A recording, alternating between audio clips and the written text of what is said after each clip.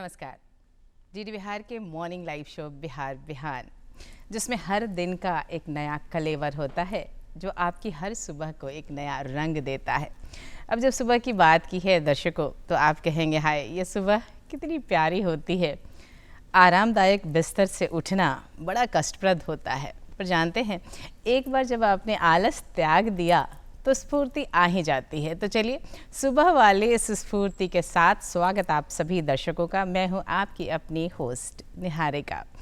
अब जब जीवन को आप देखेंगे ना, तो हमारा ये जीवन कई अवस्थाओं से होकर गुजरता है। हमारी बचपन की अवस्था, हमारे नौकरी करने का समय और फिर सेवानिवृत्ति का समय। हर अवस्था का अपना एक अलग रंग होता है और हर अवस्था का अपना एक अलग उत्साह भी होता है। पर जो सेवा से सेवानिवृत्ति का जो ये समय है, जो ये दौर है, वो हमें बहुत सारे खट्टे मीठे अनुभव भी देता है और जीवन जीना सिखाता भी है। तो आज कार्यक्रम में इसी दौर की हम बातें करने वाले हैं। हमारे साथ होंगे रिटायर्ड आईएएस ऑफिसर। पर फिलहाल कार्यक्रम की शुरुआत करेंगे उन विचारों से जिनका अनुसरण करना हम सभी के लिए बहुत लाभदायक होता है। और जब ये विचार हमारे जीवन में शामिल होते हैं ना, तो हमारे जीवन में शुभता भी आती है, सकारात्मकता भी आती है और जीवन बेहतर से बेहतर बनता चला जाता है। जी, मैं बात कर रही हूँ अपने पहले सेगमेंट की, जिसका नाम है अनमोल वचन। आइए आपको दिखाते हैं क्या है आज का अनमोल वचन।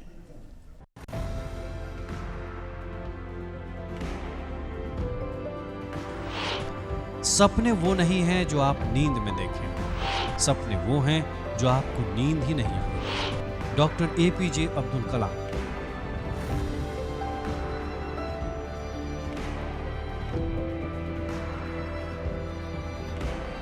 और अब बारी दर्शकों मेहमान से मुलाकात की। आपको बताऊं कि आज हमारे साथ एक ऐसे प्रशासनिक अधिकारी हैं जिनके पास प्रशासन में जुड़ने का और प्रशासन के कार्यों को करने का एक बहुत ही लंबा अनुभव है। 1990 में आपने बिहार प्रशासनिक सेवा को ज्वाइन किया। 2008 में आप आईएएस में प्रोन्नत हुए, विभिन्न पदों पर अपनी सेवाएं दी। सेवानिवृत्ति के पश्चात भी उतने ही सक्रिय हैं। तो आज के जो हमारे मेहमान हैं, उनके कार्य और उनकी उपलब्धियों से आपका परिचय कराते हैं इस छोटी सी वीडियो क्लिपिंग के माध्यम से। आइए देखते हैं। एक आईएएस अधिकारी का व्यक्तित्व संपूर्ण रूप से सेवा से जुड़ा होता है, जो समाज व राष्ट्र की बेहतरी के लिए समर्पित होता है। एक आईएएस अधिकारी का व्यक्तित्व सेवा भावना से प्रेरित होता है। वे अपने कर्तव्यों के प्रति ईमानदारी, समर्पण और निष्पक्षता का पालन करते हैं। इस प्रक्रिया में उनकी भूमिका केवल प्रशासनिक कार्यों तक सीमित नहीं रहती, बल्कि समाज के हर तबके की सेवा के लिए प्रतिबद्ध होती है। ऐसे ही सेवा भाव से ओतप्रोत आज हम एक ऐसे व्यक्तित्व से जुड़ने वाले हैं जिन्होंने इस सम्मानित पद की गरिमा को बनाए रखने में अपनी महत्वपूर्ण भूमिका अदा की। आपका जन्म धनबाद में हुआ। आरंभिक शिक्षा से हाई स्कूल की शिक्षा जन्मभूमि धनबाद में ही हुई। डीजे कॉलेज से ग्रेजुएशन किया। ग्रेजुएशन के पश्चात 35वें बैच से अंचल अधिकारी के रूप में बिहार के कई जिलों में कार्यरत रहे। आपने कार्यपालक दंडाधिकारी, नगर आयुक्त एवं उप विकास आयुक्त के रूप में भी बिहार में काम किया। वित्त विभाग में वित्त मंत्री के विशेष कार्य पदाधिकारी रहे। 2008 बैच से आपने भारतीय प्रशासनिक सेवा में प्रोन्नति की। बंदोबस्त पदाधिकारी सहरसा, विशेष सचिव वन, पर्यावरण एवं जलवायु परिवर्तन विभाग, मुख्य कार्यकारी पदाधिकारी सह अध्यक्ष, Bihar open school examination board शिक्षा विभाग में कार्यकुशलता व सफलता के झंडे गाड़े। आप IIPA न्यू दिल्ली में आजीवन सदस्य भी हैं। बिहार सरकार में बिहार प्रशासनिक सेवा, भारतीय प्रशासनिक सेवा सहित अन्य सेवाओं के पदाधिकारियों को विभिन्न विषयों में प्रशिक्षण देने का कार्य भी किया। सरकारी कार्यों में फाइल नोटिंग, ड्राफ्टिंग पर किताबें व विभिन्न अखबारों में समसामयिक विषयों पर कई लेख प्रकाशित किए। आपके कुछ विशेष कल्याणकारी कार्यों में स्ट्रीट वेंडर्स के लिए स्ववित्त पोषित कार्यक्रम के तहत एक मार्केट बनाकर दिया, जिसका लोगों ने आपके सम्मान में स्वेच्छा से नाम आपके नाम पर ही रखा। मुंगेर नगर पालिका में पहली बार सभी कर्मियों के बैंक के जरिए वेतन भुगतान की व्यवस्था आपने ही कराई। सूदखोरों के चंगुल में फंसे मुंगेर के कई सफाई कर्मियों को आपने आजाद कराया और उनके बच्चों के पढ़ने लिखने की व्यवस्था भी आपने ही कराई। इस प्रकार आप समाज सेवा, कर्तव्य निष्ठा, समाज सुधारक के रूप में नेतृत्व क्षमता का परिचय देते हुए आगे बढ़ते रहे। सेवानिवृत्ति के पश्चात भी आपका व्यक्तित्व सेवा से जुड़ा है। कल्याणकारी कार्यों में आपका योगदान आज भी जारी है। अपने व्यक्तित्व को प्रेरणादायक बनाने वाले हमारे आज के अतिथि हैं श्री ओम प्रकाश जी। तो दर्शकों, ये था एक संक्षिप्त परिचय हमारे आज के विशेष मेहमान retired IAS officer Shri Om Prakash Yadav ji का। और हमारे लिए अत्यंत प्रसन्नता की बात कि अब बारी है उनसे रूबरू मुलाकात करने की। तो आइए स्वागत करिए हमारे आज के मेहमान श्री ओम प्रकाश यादव जी का। सर, बेहद अभिनंदन, स्वागत आपका कार्यक्रम में। ये जो हमने आपके कार्यों और उपलब्धियों को देखा इस वीडियो क्लिपिंग के माध्यम से, बहुत डाइवर्सिफाइड फील्ड रहा आपका और बहुत विभिन्न पदों पर आपने काम किया।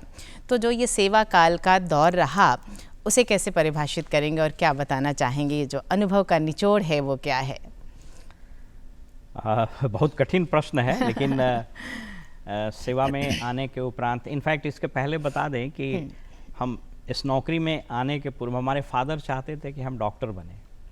रदर मैं चाहता था कि डॉक्टर बने, लेकिन फादर चाहते थे कि प्रशासनिक सेवा में आए। चूँकि हम लोगों की कोयलेरी थी और 71 में जब नेशनलाइज हो गई कोयलेरी, तो उस समय ज़िले के कलेक्टर और SP आके हम लोगों की सारी संपत्ति वो नियमानुसार उन्होंने जब्त की।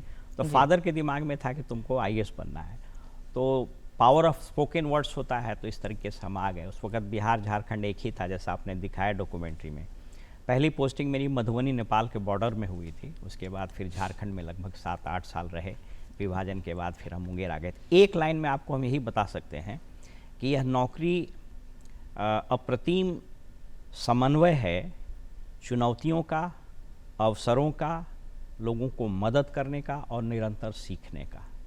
ये मैंने अनुभव किया इस नौकरी से। इतना डाइवर्सिफाइड फील्ड है, इतने वैरायटी ऑफ चैलेंजेज, इतने वैरायटी ऑफ अपॉर्चुनिटीज़, इतने तरह के लोग आते हैं कि if you are open to the opportunities, if you are open to challenge, तो आप हर दिन सीखते हैं। तो लगातार वो सीखने की प्रक्रिया मेरी नौकरी में आने के बाद से चली रही। और फिर रिटायरमेंट के बाद भी कहता है ना, होमो सैपियंस हम लोगों का नाम है ना। होमो सैपियंस का लिटरल मीनिंग होता है कंटिन्यूअस लर्निंग।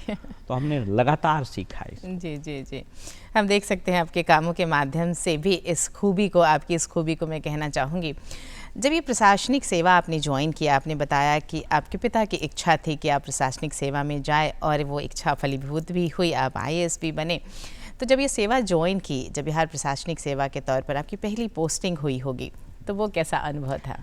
वो बड़ा मिश्रित अनुभव था। इनफैक्ट 90 में जब हम ज्वाइन किए, मधुबनी में एक अंचल है लदनिया, नेपाल के बॉर्डर पर, और उस वक्त कम्युनिकेशन बहुत ख़राब हुआ करता था। मैं धनबाद से पढ़ाई लिखाई किया, फिर मुंगेर से ग्रेजुएशन किया। उस वक्त पटना में आकर के हम MBA वगैरह कर रहे थे, पब्लिक एडमिनिस्ट्रेशन वगैरह से भी कर रहे थे। तो जब नौकरी हुआ और वहाँ गए, तो सही पूछे तो अनुभव मेरा बड़ा मिश्रित हुआ, क्योंकि अचानक पटना से और धनबाद से जाने के बाद मधुबनी जैसे इंटीरियर इलाके में ना जब बिजली थी, न पानी था, न क्वार्टर ढंग से था, न गाड़ी थी। इनफैक्ट 2 दिन में हम वहाँ पहुँचे। तो अब अभी जो ऑफिसर्स आते हैं उनके लिए समझने वाली बात है कि वहाँ से हम लोगों ने सफ़र शुरू किया। और वहाँ जब गए तो वही बताया कि मिश्रित अनुभव हुआ। जब इलाकों में जाते थे, गांव में जाते थे, लोगों के लैंड डिस्प्यूट्स, उन लोगों की समस्या सुनते थे, तो फिर लगता था कि कदाचित ईश्वर ने मुझको ये अवसर दिया है कि इसके बीच रह करके काम करने का। और वहीं से मेरे सफ़र की शुरुआत हुई। पहली जो पोस्टिंग थी चुनौती भरी थी। आपको एक वाकया बताएं कि लैंड सीलिंग में ज़मीनें अधिग्रत करके और रैयतों को दिया जाता है। वहाँ एक बहुत भारी डिस्प्यूट था। तो जाते के साथ पहला इनकाउंटर मेरा उस डिस्प्यूट से हुआ। लेकिन ईश्वर की असीम कृपा और धैर्य के कारण उन सभी चीज़ों को हम लोग पार करते गए। जी जी, जैसे कि आपने बताया कि जब पहली ये पोस्टिंग आपकी हुई तो एक मिश्रित अनुभव आपका रहा, क्योंकि जिम्मेदारियां भी होती हैं। जब आप बड़े पदों पर होते हैं आपको सारे कार्यों का निर्वहन भी बड़ी जिम्मेदारी के साथ करना होता है। और आपने बहुत सुंदर व्याख्या की, जब मैं आपके कार्यकाल के दौरान की बात पूछ रही थी, आपने कहा कि मिश्रित अनुभव होते हैं, आपको सीखते भी हैं, आपके पास चैलेंजेस भी होते हैं, आपके पास लर्निंग भी होती है। अगर मैं विभिन्न पदों की बात करूं, क्योंकि बहुत सारे पदों पर आपने काम किया है, तो कौन सा पद बेहद चैलेंजिंग रहा आपके दृष्टिकोण से? हालांकि हर पद के साथ चैलेंजेस हैं, फिर भी किसे बताना चाहेंगे? हाँ नहीं, वो आपने सही कहा, लेकिन मेरी जो दूसरी पोस्टिंग हुई वो एक जमशेदपुर में एक अंचल है मूसावनी, वहाँ कॉपर माइंस के लिए वो जाना जाता है। और आपको याद होगा कि दो बहुत भयंकर चुनौती आई।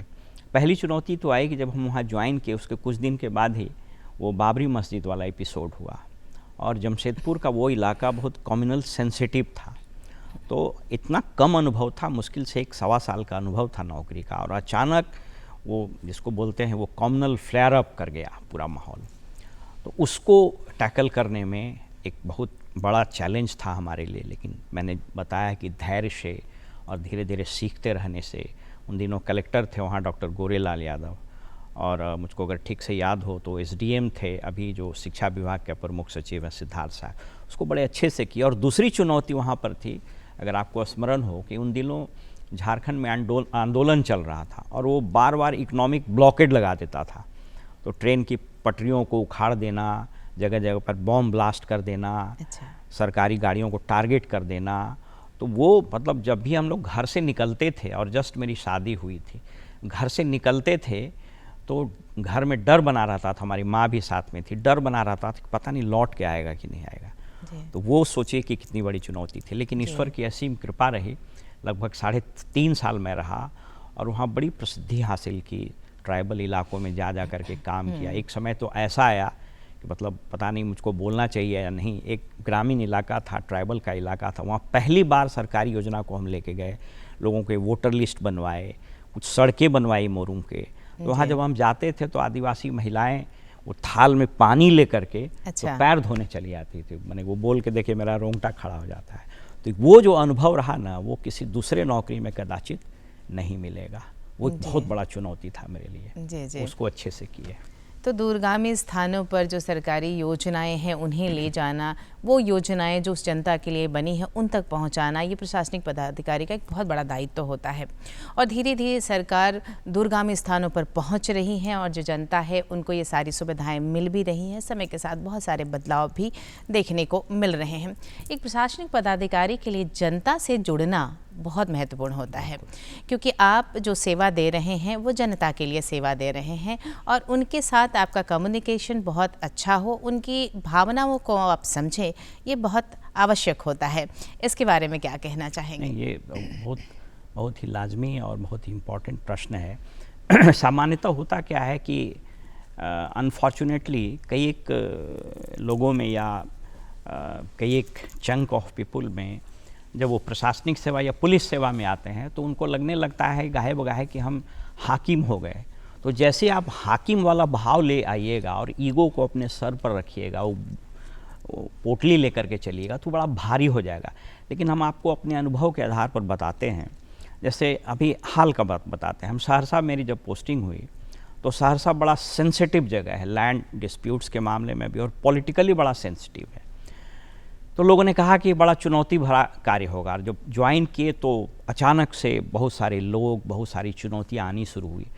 लेकिन जब संवाद स्थापित करना शुरू किए तो एक चीज़ ज़रूर हम आपके दर्शकों को बताएंगे या जो साथी देख रहे होंगे, जैसे ही आप लोगों की, आम लोगों की, जनता की बात धैर्य से सुनिएगा तो उसकी आधी समस्या का समाधान हो जाएगा। और एटलीस्ट आपको ये ज़रूर ये बिहेव करना पड़ेगा कि उसकी बात आप सुन रहे हैं। अंग्रेजी में कहावत है, it is important to dispense with justice but it is more important to show that justice is being dispensed with. बहुत बढ़िया बात आपने कही और आपने कहा कि संवाद कायम करना बहुत ज़रूरी होता है। सर, अगर मैं प्रशासनिक पदाधिकारी के पद की बात करूं तो अमूमन हम सभी की एक ख्वाहिश होती है, ज़्यादातर लोगों की चाहत होती है कि इस सेवा को हम ज्वाइन करें। चूँकि आपके पास इसका एक लंबा अनुभव रहा है, तो कितना चुनौतीपूर्ण है ये करियर? ये चुनौतीपूर्ण तो है, पहले भी था, आज भी है, और आने वाले समय में ये और चुनौतीपूर्ण होगा।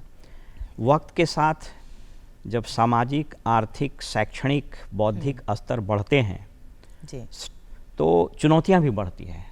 मतलब 90 के दशक में जो कोई प्रशासनिक अधिकारी था, उसके पास जो चुनौतियां थी, 2024 में बिल्कुल डिफरेंट है। लोगों की आकांक्षाएं बहुत बढ़ी हैं। तो बेशक, मतलब मैं आपको ये बताऊं कि the challenges has increased many fold. आज की तारीख में चुनौतियां बहुत बड़ी हैं। मतलब पहले हमको याद है जब 90 के दशक में हम लोग जाते थे, लोग मिलने आते थे, तो एक बड़े दूसरे भाव से आते, तो उनका लगता था कि हम याचक हैं। हालांकि वो होना नहीं चाहिए, डेमोक्रेटिक स्टेट में वो नहीं होना चाहिए, लेकिन वो था। लेकिन अब धीरे धीरे राइट टू इन्फॉर्मेशन आने के बाद और सोशल मीडिया के आने के बाद वो सारी चीज़ें बिल्कुल खुल गई। एंड्रॉयड फ़ोन आ गया, इंटरनेट आ गया, तो लोगों का जो इंटरफेस आपके साथ होगा वो इक्वल टर्म्स में होगा, और कई बार वो बहुत एग्रेसिव ढंग से वो आएगा।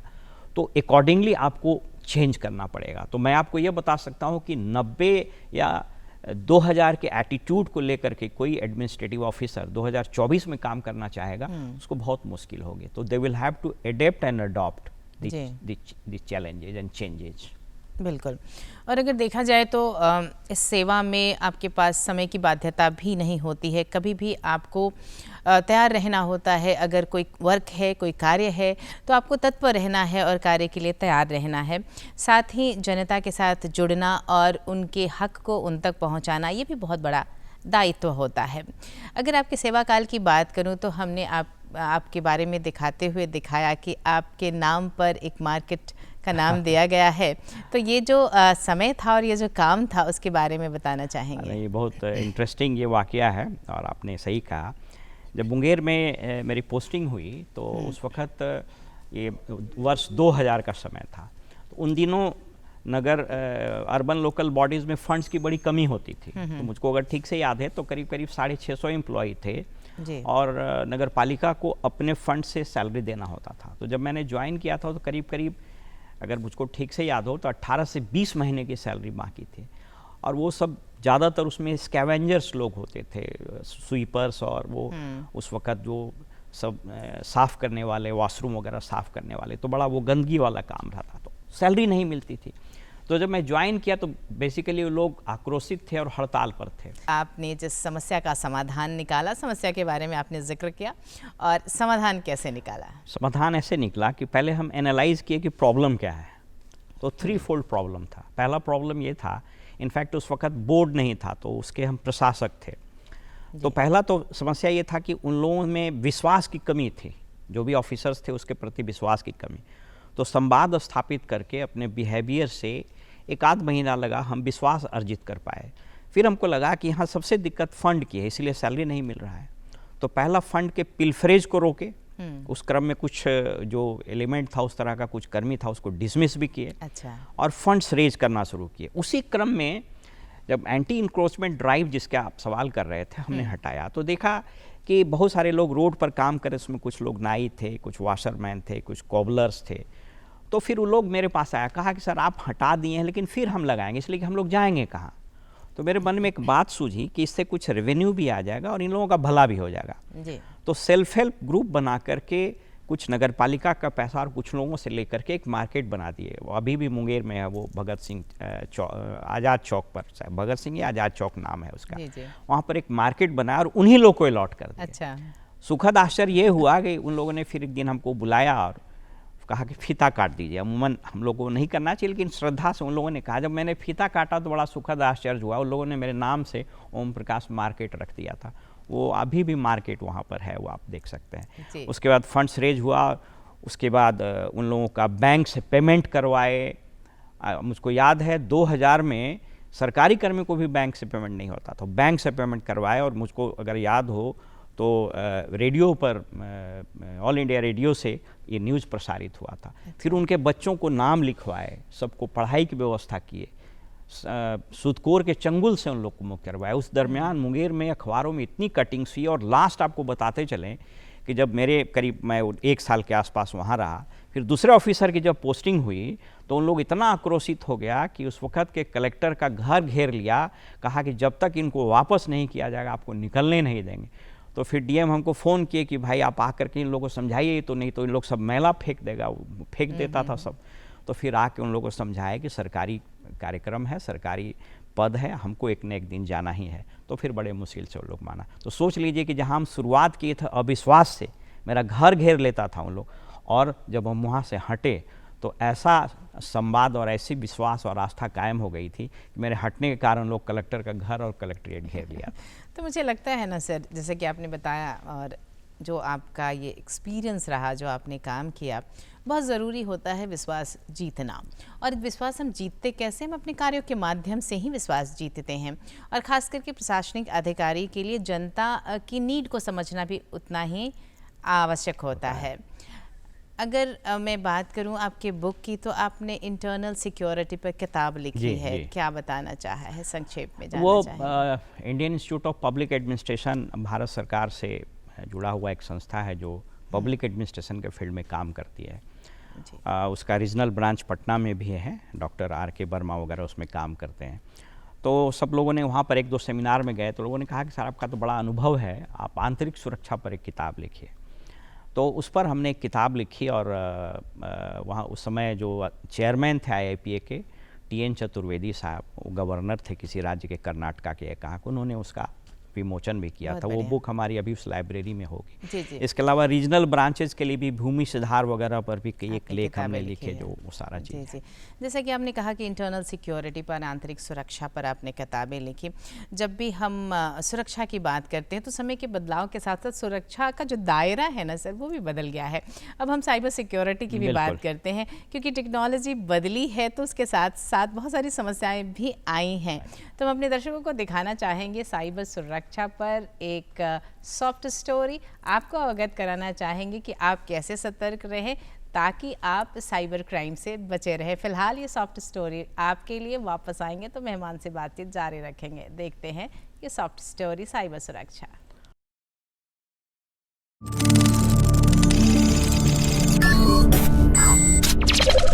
आज के डिजिटल युग में जहां इंटरनेट, कंप्यूटर और स्मार्टफोन हमारे जीवन का अभिन्न हिस्सा बन चुके हैं, वहीं इस इलेक्ट्रॉनिक उपकरणों पर बढ़ती निर्भरता के कारण प्रत्येक दिन हम ठगी के शिकार भी हो रहे हैं।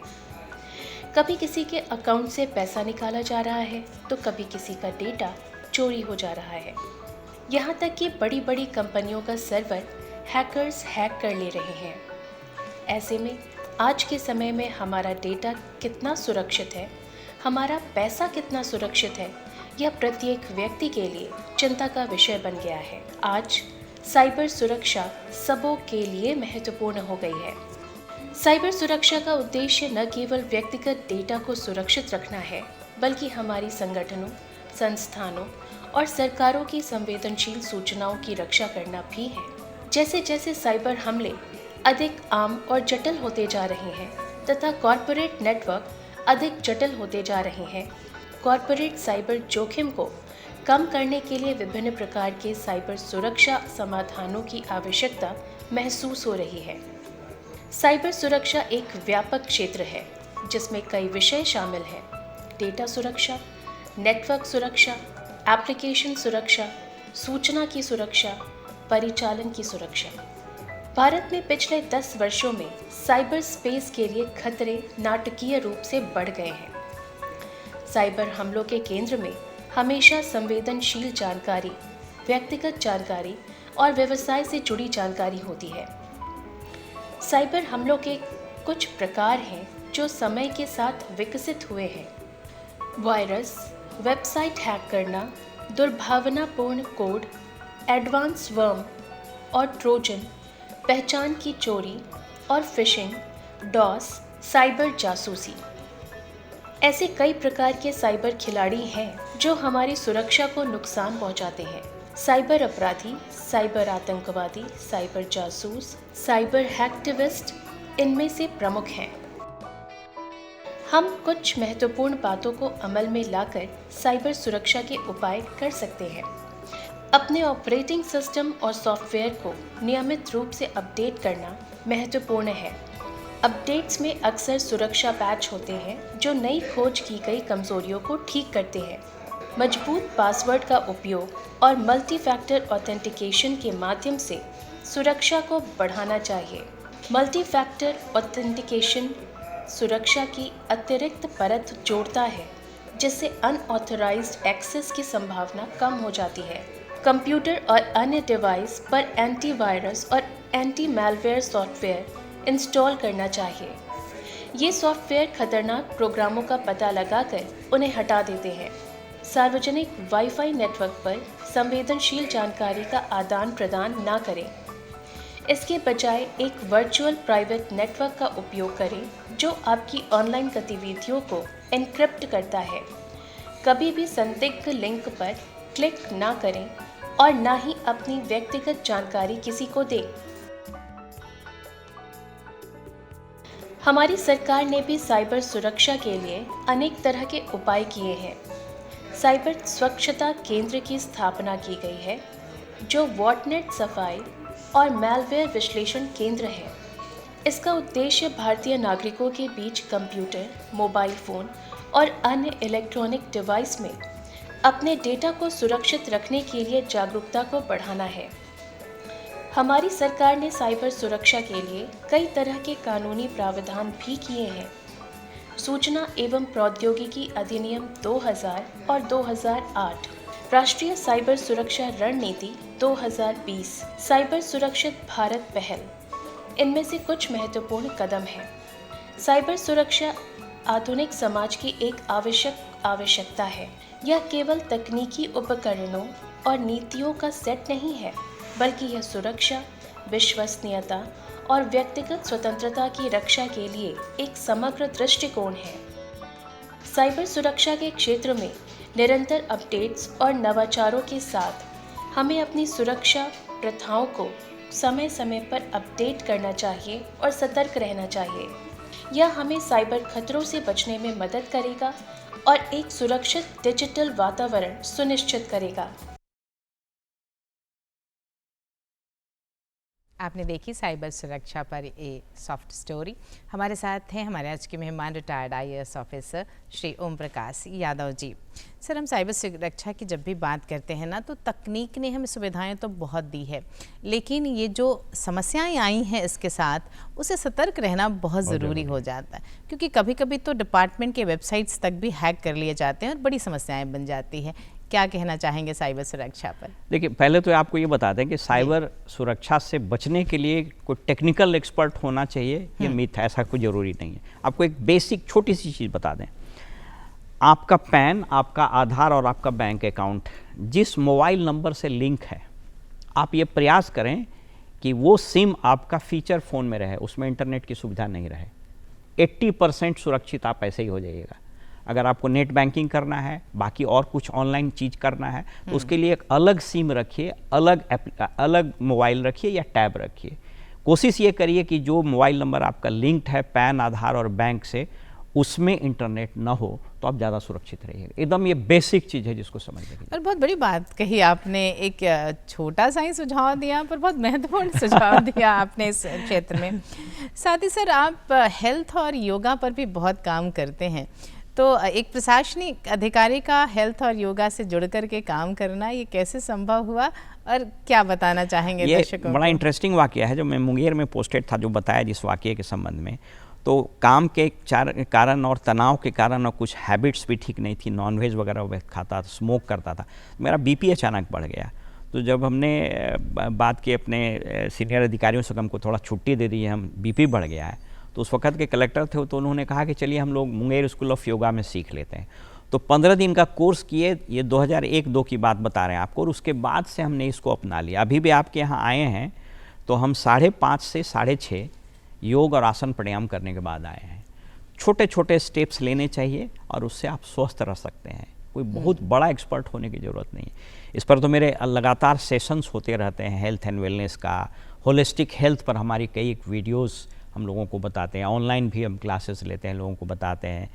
मैंने हम अगर हेल्थ एंड वेलनेस की बात करते हैं तो हम उठाते हैं महाभारत से लेकर के और आयुर्वेद और आधुनिक युग में। आपको जान करके आश्चर्य होगा कि वर्ल्ड हेल्थ ऑर्गेनाइजेशन के एक कॉन्स्टिट्यूशन बना है, एक संविधान है जिसमें स्वास्थ्य की परिभाषा लिखी हुई है। तो स्वस्थ रहना अपने हाथ में है। छोटे छोटे आदत, जैसे सुबह उठ करके चाय नहीं पीना, ल्यूक वार्म वाटर, गर्म पानी पीना, खाने के आधा घंटा 40 मिनट पहले पानी पी लेना, खाना खाने के बाद तुरंत पानी नहीं पीना, रात का भोजन 6:30-7 बजे कर लेना। ये छोटे छोटे स्टेप्स हैं। महर्षि भागवत जी ने कहा कि ये 4 नियम अगर आप अपनाते हैं तो आप बहुत सारी बीमारियों से बचे रह सकते हैं। तो एक मिथ ये हो गया है ना कि आसन, प्राणायाम, योग, स्वस्थ रहना ये बहुत टेक्निकल चीज़ है, बहुत भारी चीज़ है। कुछ नहीं है, छोटे छोटे स्टेप से आप कर सकते हैं। बहुत बढ़िया, बहुत बढ़िया। सर, आप चेयरमैन कम सीईओ रहे ओपन स्कूल एग्जामिनेशन बोर्ड के, और उस दौरान आपने कई सारे महत्वपूर्ण परिवर्तन भी लाए, कुछ नए कदम भी उठाए। मैं चाहूँगी हमारे दर्शकों को उसकी भी जानकारी देते चलें। बिल्कुल। मैं नवंबर 2022 में जैसे ही ज्वाइन किया था, ज्वाइन करने के तीसरे दिन वहाँ पर इकोनॉमिक ऑफेंस विंग का रेड हुआ ये था कि वहाँ के कुछ कर्मी वेबसाइट में अनऑथराइज्ड एक्सेस लेकर के लगातार कई एक साल से लड़कों से पैसे ऐड करके उसका नंबर्स बढ़ा दे रहे थे, मार्कशीट टैम्पर कर दे रहे थे। तो जब मैंने चार्ज लिया तो वो तो इन्वेस्टिगेशन अलग चल रहा था, उसको पूरा मैंने सोचा कि इसको रिवैम्प करना पड़ेगा। इशूज़ आइडेंटिफाई किए, पाया ये कि कोई भी लड़का एडमिशन ले लेता है, डेट ऑफ बर्थ चेंज कर लेता है, मार्क्स बढ़ा लेता है। तो ये सब ऐसा इसलिए हो रहा है कि उसका जो वेबसाइट था वो बड़ा कॉम्प्रोमाइज़ था, बहुत लो ग्रेड का था। तो उस वेबसाइट को ख़त्म करके एक रोबस्ट वेबसाइट हम लोगों ने बनवाया NIC से, और सिंगल विंडो सिस्टम किया, अनस्क्रूपलस एलिमेंट सबको डिसमिस किए, और सिंगल विंडो सिस्टम मतलब आज के तारीख में कोई लड़का वहाँ पर नाम जैसे एंट्री करेगा, ऑनलाइन एडमिशन लेगा, उसका एज वगैरह सारा चीज़ वेरीफाई हो जाएगा, और वहाँ से फिर वो आगे बढ़ता चलेगा। क्लास होते हुए उसका फॉर्म भरेगा, उसका एडमिट कार्ड निकलेगा, एग्ज़ाम होगा, और उसका जो मार्कशीट होगा वो उसके ऑनलाइन उसके डिजी लॉकर में चला जाएगा। मतलब पूरा इंटरफेस को कंप्लीट ख़त्म कर दिए कि किसी भी बच्चे को इस ऑफिस में आने की आवश्यकता ही नहीं है। तो जब रोबस्ट पूरा सिस्टम बन गया, एडमिशन वगैरह भी ले लिया, हम चाह रहे थे कि हम अपने से एग्ज़ाम भी कंडक्ट कराएं, लेकिन तब तक फिर हम रिटायर कर गए, और फिर अभी क्या स्थिति हम नहीं कर सकते। जी जी जी। तो आपने पूरी कोशिश की कि टेक्नोलॉजी का जो सही उपयोग है वो किया जा सके, और पूरी तरह पारदर्शिता भी बनी रहे, कोई इसका अनावश्यक यूज़ ना कर सके। साथ ही आपने रिटायरमेंट का जिक्र किया, तो यहाँ ज़रूर आपसे जानना चाहूँगी, क्योंकि अमूमन जब हम नौकरी से रिटायर्ड होते हैं ना, तो एक चलती हुई प्रक्रिया में ठहराव सा आ जाता है, जो हमारी दिनचर्या होती है उसमें परिवर्तन आ जाता है। पर आप आज भी उतने ही सक्रिय हैं, और समाज के प्रति, परिवार के प्रति जो आपकी जिम्मेदारियां हैं उसे बखूबी निभा भी रहे हैं। मैं चाहूँगी कि आप जो हार्मनी है रिटायरमेंट के बाद, जो बैलेंस है, उसे कैसे रखें, इसके बारे में बताएं। बिल्कुल। सबसे पहले तो आपको बता दें कि नौकरी में हम कभी भी हैंगओवर को नहीं पाल करके रखें। नौकरी की एक तथ्य है। भगवान कृष्ण ने एक बार कहा था कि जो जन्म लिया उसकी मृत्यु तथ्य है। उसी प्रकार से अगर आप नौकरी में हैं तो रिटायरमेंट आपका तथ्य है। लेकिन हम उस हैंगओवर को लेके कभी नहीं चले थे, और हमने रिटायरमेंट के पहले से अपने सेकेंड इनिंग की तैयारी शुरू कर दी थी।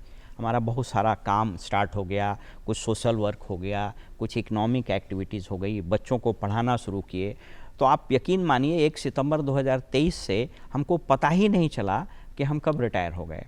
और अभी आपने सही कहा, जैसे हम एक यूट्यूब मंच के माध्यम से विभिन्न स्टेक होल्डर्स, बच्चों को, अलग अलग लोगों को अलग अलग इशूज़ पर हम बात करते हैं। अलग अलग जगहों पर इंजीनियरिंग कॉलेज, आपको MBA इंस्टीट्यूशंस वगैरह में सेमिनार लेने जाते हैं। हमने विभिन्न, लगभग मुझको अगर ठीक से याद हो तो 10-12 देशों से ज़्यादा की यात्रा की, वहाँ हमारे सेमिनार हुए।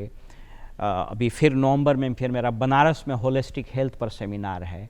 तो ये सारी चीज़ें, और हम एक और चीज़ आपको बताते चलें कि हम अपने नौकरी का सर्टेन परसेंटेज किताब में इन्वेस्ट किए। हमारे पास आज भी एक बहुत शानदार लाइब्रेरी है, और 2 से 3 घंटे का वक्त उस लाइब्रेरी में हम गुजारते हैं।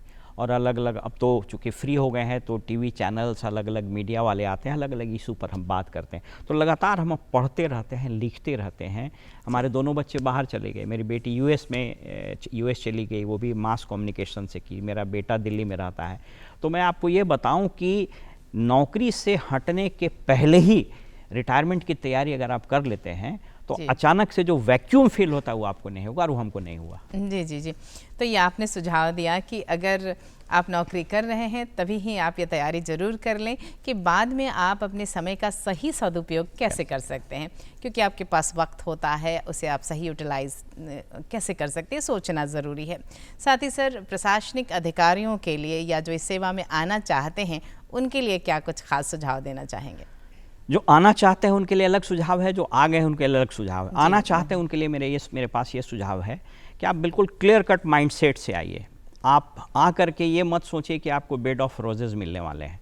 यहाँ बहुत चुनौतियाँ हैं, बहुत कठिनाई है, लेकिन हाँ, आपको पूरा खुला आसमान मिलेगा अपने ग्रोथ के लिए और लोगों की भलाई करने के लिए। जो लोग आ गए हैं उस नौकरी में, आपको ये बताते चलें कि समय के साथ उनके पैराडाइम में बड़ा चेंज हुआ है। जो लोग नौकरी में आ गए हैं ना, वो 3 चीज़ ज़रूर याद रखें। पहला, हम लोग लोक सेवक हैं, मालिक नहीं हैं, तो पब्लिक से, सिटीजन से, डिफरेंट स्टेक होल्डर से संवाद आपका कायम रहे। दूसरा, अपने व्यक्तित्व के विकास की निरंतर प्रक्रिया को कभी रोकिए नहीं। अगर आप आ गए हैं नौकरी में और आपको लगता है कि सब कुछ, देखिए सफलता जो है ना, सफलता कोई मंजिल नहीं है, सफलता एक प्रक्रिया है। सक्सेस इज ए जर्नी, तो उसको करते हुए जाना चाहिए। और last but not the list, आप अपने इंटेलेक्चुअल प्रोप्राइटी को और अपने इंटेग्रिटी को इंटैक्ट रखिए। जो स्टिग्मेटाइज्ड हो रहा है ये नौकरी, आते के साथ जो बच्चे आ रहे हैं, नई नौकरी साल 2 साल 3 साल होते होते स्टिग्मा लग जाता है, तो उससे बचने की ज़रूरत है। उसके चलते क्या होता है, समाज में बड़ा ख़राब मैसेज जाता है, लोगों का विश्वास टूटता है, और एक बार विश्वास टूटता है ना, तो ये सोशल फैब्रिक और पॉलिटिकल फैब्रिक, इसमें बहुत तनाव आता है, वो बिखर जाता है। जी, बहुत बड़ी बात है आपने कही, और जो भी आपने कहा वो आपके सेवा काल के अनुभव से निकल कर आता है। आपने अपने फील्ड को जितना सीखा है, इसके अलावा अपने ज्ञान को जितना विस्तार दिया है, उसके आपके अनुभवों का फ़ायदा आज हमारे दर्शकों को मिला। सर, बहुत बहुत धन्यवाद आज हमारे साथ बातचीत करने के लिए। नमस्कार आपका। और दर्शकों, आज हमने बातचीत की retired IAS officer Shri Om Prakash Yadav ji से। उनके जीवन के अनुभव को देखा, सेवा से सेवानिवृत्ति तक के सफ़र को जाना। बहुत कुछ जानना बड़ा ज़रूरी होता है हमें अपने जीवन को सही दिशा के देने के लिए। और फिलहाल मैं कहूँगी, हमारे इस कार्यक्रम को सही दिशा देने के लिए आपके ख़तों का हमें इंतज़ार रहता है, आपके ईमेल्स का हम इंतज़ार करते हैं। तो फिलहाल इसके लिए नोट करिए हमारा पता है कार्यक्रम बिहार बिहान, दूरदर्शन केंद्र, फ्रेजर रोड, पटना 800001। हमारा ईमेल ID है directorddkpatna@gmail.com। आज के लिए बस इतना ही। निहारिका को दीजिए अनुमति। Have a wonderful day. अपना ख्याल रखिएगा और फिलहाल एंजॉय करिए। नमस्कार।